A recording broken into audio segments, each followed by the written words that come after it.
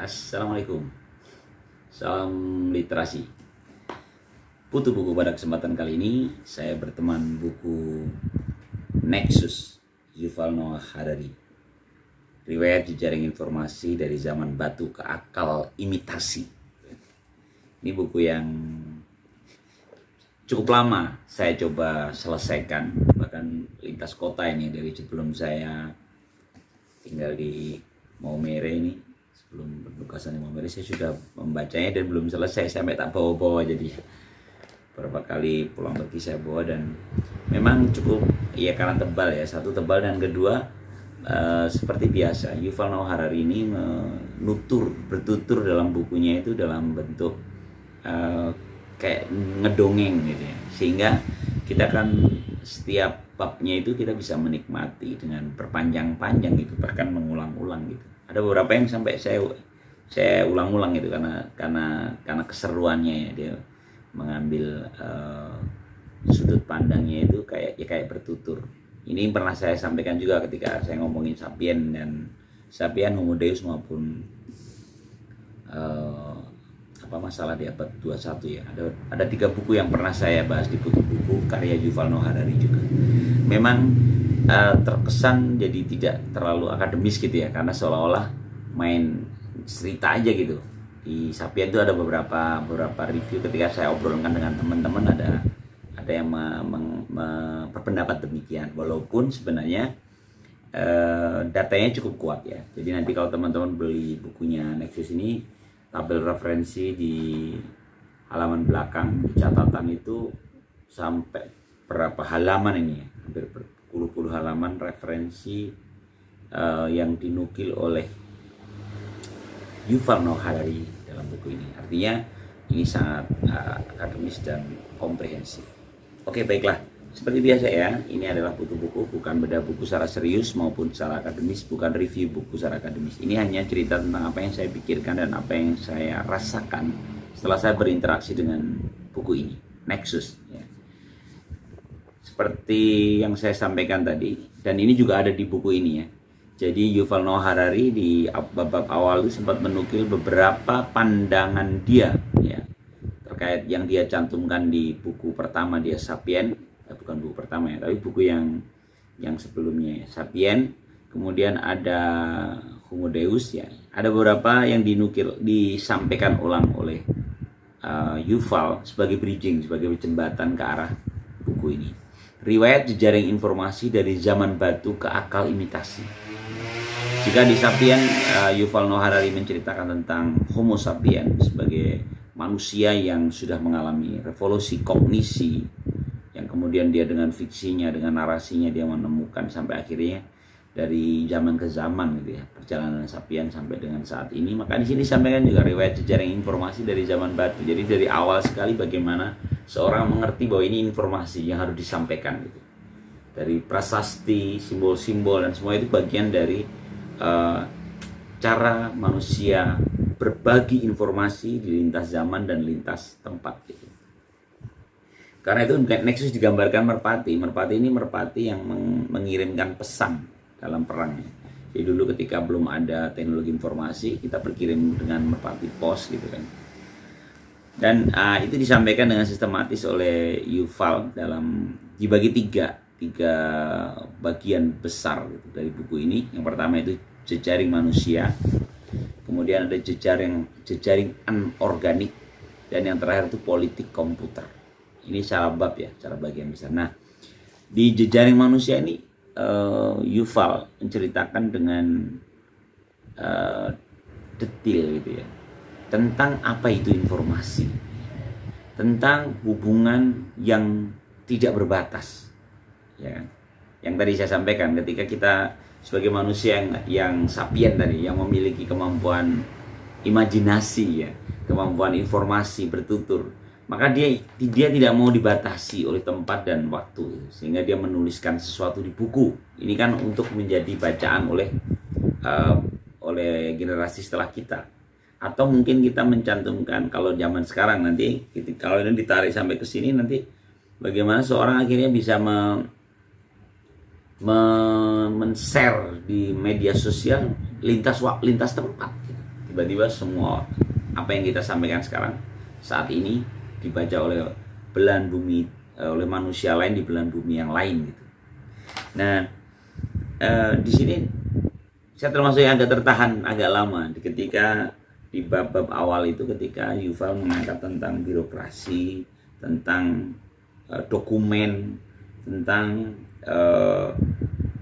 fantasi kemaksuman. Dia menukil dengan ini tapi terjemahan tentu ya, terjemahan, tapi saya pikir tepat sih istilah kemaksuman. Maksum itu kan tidak punya dosa gitu. Jadi akhirnya informasi itu seperti memiliki kemaksuman. Kemaksuman itu tidak mungkin melakukan kesalahan gitu. Nah, di titik inilah yang akhirnya nanti akan menjadi pintu dari masalah-masalah yang ditimbulkan setelahnya gitu. Ketika kita berpikir bahwa informasi kan semakin lama semakin akurat. Kalau informasi sudah disampaikan, ya ini pasti benar nih gitu kan. Di sini sampai disampaikan di bab-bab di jejaring manusia ini bagaimana kitab suci dibandingkan, karena ujung-ujungnya kalau informasi kan kitab suci dong, harus ada satu informasi yang disepakati nggak mungkin salah gitu kan. Kemudian bagaimana tentang demokrasi dan totalitarianisme. Jadi ketika informasi, karena kita melahirkan demokrasi melahirkan keterbukaan, informasi terbuka, dan tiba-tiba ini menjadi blunder ya. Ketika teknologi informasi semakin canggih, lalu ada kemaksuman informasi tadi, sehingga orang tiba-tiba menganggap bahwa informasi pasti benar. Kemudian ditemukanlah pola algoritma, dan di sanalah ada titik berputar kembali menjadi totalitarianisme, karena tiba-tiba demokrasi nggak jadi masuk, karena orang yang menguasai algoritma dia menguasai semuanya. Nah, disitulah pemantik oleh Yuval di jejaring manusia, karena itu dia dilanjutkan di bagian yang kedua, yaitu jejaring anorganik. Bagaimana ada ditemukannya perbedaan komputer dan mesin cetak yang sekedar memindahkan, komputer mulai berpikir beranalogika, dan tiba-tiba ada satu teknologi yang tidak kenal lelah ya, terus-terusan bekerja. Manusia tidak bisa melakukan itu, tapi komputer sanggup melakukannya. Dia terus mengolah data. Kita sekarang sudah merasakannya ya. AI itu kan seperti itu. AI ya, kalau bahasa di buku ini nyebutnya akal imitasi, AI, atau AI ya, artificial intelligence kan kalau di buku ini dengan terjemahan yang lebih baku katanya, akal imitasi. Dan dia tidak kenal lelah, terus bekerja, sehingga akhirnya, nah ini dia kerennya Yuval ya. Terus akhirnya tadi kan dibilang tidak maksum tidak mungkin keliru, terus dia bekerja tidak kenal lelah, jadi ternyata rentan kesalahan. Jadi jejaring ini bisa jadi keliru karena tiba-tiba algoritma ya tadi, seorang men-share sesuatu di media sosial atau di dunia komputer, lalu akal imitasi membacanya sebagai satu data. Ketika yang dilempar itu sampah, maka akal imitasi akan mengolah data-data yang sebenarnya bukan data yang sebenarnya ya. Kayaknya sih banyak buku tentang ini ya. Aduh kok aku lupa ya, buku apa itu yang juga tentang penulisnya orang Google ya, betapa rentan sekali data dalam dunia maya itu, dalam akal imitasi itu rentan kesalahan karena yang dimasukkan adalah informasi-informasi yang mungkin tidak benar, dan bahkan mengolahnya pun itu dengan logika yang pasti sebab akibat gitu, dan ternyata malah justru bisa mengubah, bisa menjadi kesalahan. Nah, karena itulah terus di bab ketiga tentang politik komputer ini kita cerita tentang bagaimana demokrasi mungkin masih nggak sih. Lalu totalitarianisme gimana? Jangan-jangan segala kuasa itu algoritma, maka sebenarnya kita kembali ke totalitarianisme. Bagaimana dengan tirasi silikon, imperium global, perpecahan global. Jadi tiba-tiba nanti akhirnya menjadi seperti kembali gitu ya. Bahkan nanti kalau di epilognya itu nanti kita coba ya pelan-pelan. Sorry, saya lompat jadinya. Jadi ikatan, bahkan ada kolonialisme. Kalau awal penjajahan dulu sebelum demokrasi lahirkan itu kan kolonialisme kan, ketika membuat koloni-koloni untuk menguasai. Nah, sekarang ini kan kolonialismenya dalam bentuk data yang berupa algoritma gitu. Jadi jangan-jangan nanti kita kembali ke arah sana. Sehingga dalam epilognya, kata penutupnya Yuval itu dia menceritakan, jangan-jangan nanti kita ada satu kepunahan si paling cerdas. Si paling cerdas ini malah justru punah. Aduh, seperti biasa saya coba baca alinea terakhir di buku ini, ya. Karena Yuval juga memang suka bermain-main di epilog. Kebijaksanaan ini jauh lebih tua daripada sejarah manusia. Kebijaksanaan bersifat mendasar, landasan kehidupan organik.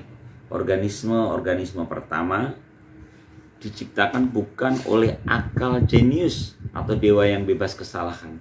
Mereka muncul melalui proses coba-coba yang pelik. Selama 4 miliar tahun, mekanisme-mekanisme mutasi dan koreksi diri yang terus bertambah kompleks menyebabkan evolusi pohon, dinosaurus, rimba, pada akhirnya manusia. Sekarang kita bisa membangkitkan suatu kecerdasan anorganik asing yang bisa lolos dari kendali kita dan membahayakan bukan hanya spesies kita sendiri, melainkan juga tak terhitung banyaknya bentuk kehidupan lain. Keputusan-keputusan yang kita semua buat dalam tahun-tahun mendatang akan menentukan apakah membangkitkan kecerdasan asing itu terbukti merupakan kesalahan yang menamatkan riwayat kita atau awal bab baru penuh harapan dan evolusi kehidupan.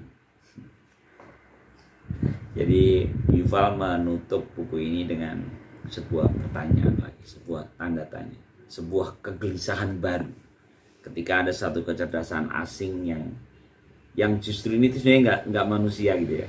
Kalau manusia itu kan lahir dari kesalahan gitu kan. Lahir kesalahan, dicoba-coba lalu nemu gitu. Tapi nanti melakukan lagi hal kesalahan. Bukan sesuatu yang pasti benar gitu. Nggak sesuatu yang maksum. Ini sebuah kalimat koma gitu, kalimat tanya, kalimat yang memantik pikiran-pikiran baru. Dan ini sebenarnya ketundukan gitu. Sebuah kesadaran bahwa kita manusia itu memang tempat salah dan lupa gitu. Kita itu memang bisa jadi tetap bertahan ini karena kita memiliki dasar yang melakukan kesalahan, sehingga terus kita mencoba memperbaiki. Jadi sesuatu yang maksum tadi, sesuatu yang kita bangun menjadi sesuatu yang tidak mungkin salah itu, jangan-jangan justru kalau bahasanya dia tadi bisa jadi membangun kepunahan baru kita sebagai spesies manusia.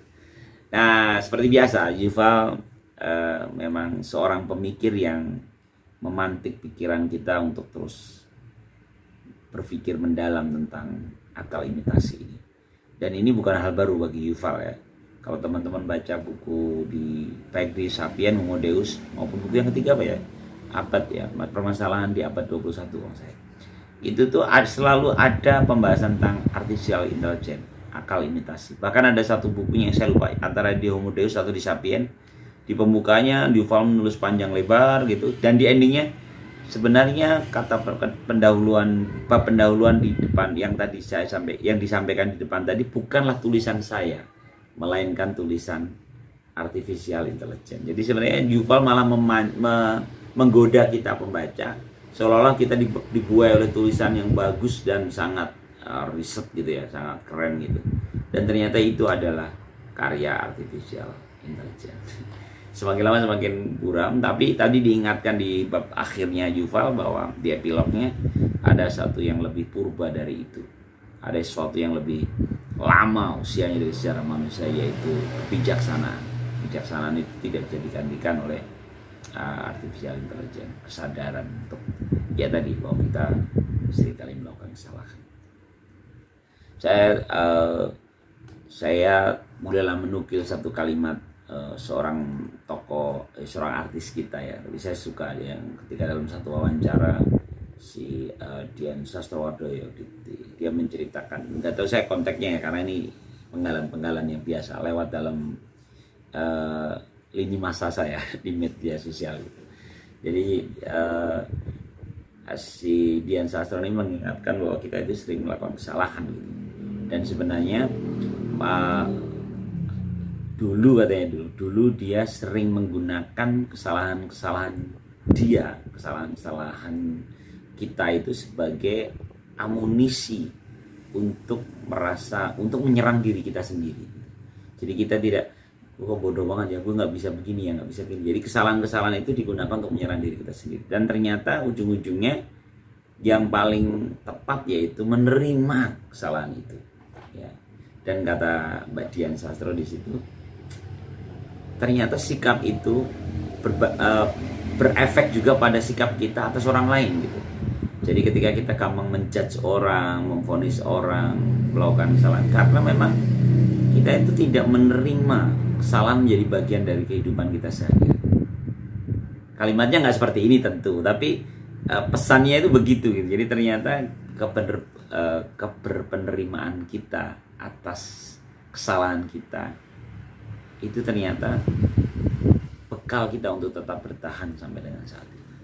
Demikian juga jadi kalau kita dibandingkan dengan akal imitasi yang nyaris tidak pernah salah. Kalau bahasa bukunya Yuval tadi itu katanya kemaksuman. Nah, ternyata itu justru bisa jadi menjadi pintu jebakan kita sebagai satu makhluk yang mestinya menjadi khalifah di alam semesta ini, menjaga justru tidak terjebak pada permainan kita sendiri. Mungkin kalau kata Van Perusen dalam strategi budayanya ya, di tahapan terakhir strategi budaya itu dia menyebutkan kan ada mitos ontologis dan fungsional. Semua tahapan punya penyakit. Mitos ada magis yang mencoba menguasai, ontologis punya penyakit substansialisme, dan di fungsional saat kita manusia dan dunia saling terbuka itu ternyata punya penyakit yang disebut operasionalisme. Saat kita membangun operasi-operasi untuk membantu kita, tapi ternyata operasi-operasi yang kita bangun itu justru menjebak kita. Mirip dengan akal imitasi atau artificial intelligence yang kita bangun, jangan-jangan di suatu hari dia justru menjebak kita dalam fantasi kemaksuman. Jadi mimpi-mimpi seolah-olah ada hal yang tidak pernah salah, dan ternyata tidak ada. Karena kita manusia tanpa salah dan lupa. Wallahu a'lam. Ini mohon seperti biasa, ini butuh buku. Ini hanya cerita tentang interaksi saya dengan satu buku. Malam hari ini adalah buku Nexus karya Yuval Noah Harari. Terima kasih, salam literasi. Assalamualaikum warahmatullahi wabarakatuh.